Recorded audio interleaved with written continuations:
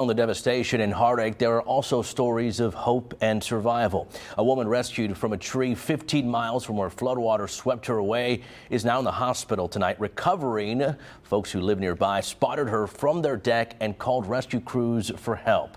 The rest of that woman's family is still unaccounted for. KPRC2's Gage Golding is live in Center Point with more on the search for her loved ones. Gage? Bill, we're just a few feet away from where she was rescued, just along the Guadalupe River. It's right to my right here, but we're choosing not to show the river right now because as we were gearing up to bring you this live report, we encountered Kirk County deputies that were actually standing with the remains of somebody that passed away in this flooding right along the banks of the river. And out of an abundance of caution, we just don't want to show you something that we don't intend to. And that's the stark reality of what we're seeing here in the Hill Country. More than 24 hours after the onset of this incident, of the flooding, this is something that is happening. I want to show you behind me here all of these cars up and down this street. This is the local volunteer firehouse. Every single one of these cars is somebody that's on foot, by vehicle, by horse, traversing up and down the banks of the Guadalupe to try and find anything, any clue, any answer for the many families that are still searching for just that. The Guadalupe today, very calm, very still. Honestly, it's hard to believe that just yesterday there was a wall of water 30 feet deep running right through this riverbed.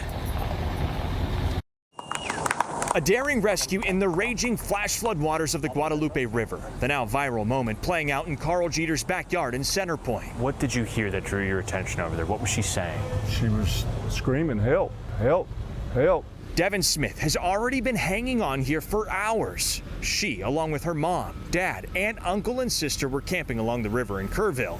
The flash flood sweeping all of them away. She noted that there was a refrigerator that multiple times had taken her under and debris that kept trying to pull her underwater until she finally was able to get up into the tree. Told about RVs going by and trees and stuff. After floating more than 15 miles down the river, somehow Devin grabbing onto this tree, holding on for dear life, until Carl heard her screams and the rescue crews saved her. We got to get back across. There's no words. I mean, it's a miracle. She said, you know, I guess God had a better plan for me. God had a better plan for me. The emotional words there, he's holding back tears. Now here's the hard part of the story. You heard that she was camping with her family. It was her mom, her dad, her aunt, her uncle, and her sister. All 5 of her family members have yet to be found. She and the rest of her family are now joining the many families across the Texas Hill Country that are waiting for that answer, waiting for a call leading to some sort of end to this absolute disaster that they have been living for more than a day now. Here in Center Point, Texas, first responders wrapping up day 2 of this search. As you can see, a little bit of rain kind of teasing and taunting as Mother Nature continues to drop rain all across the Texas Hill Country region. We're live in Center Point. Gage Golding, KPRC2 News.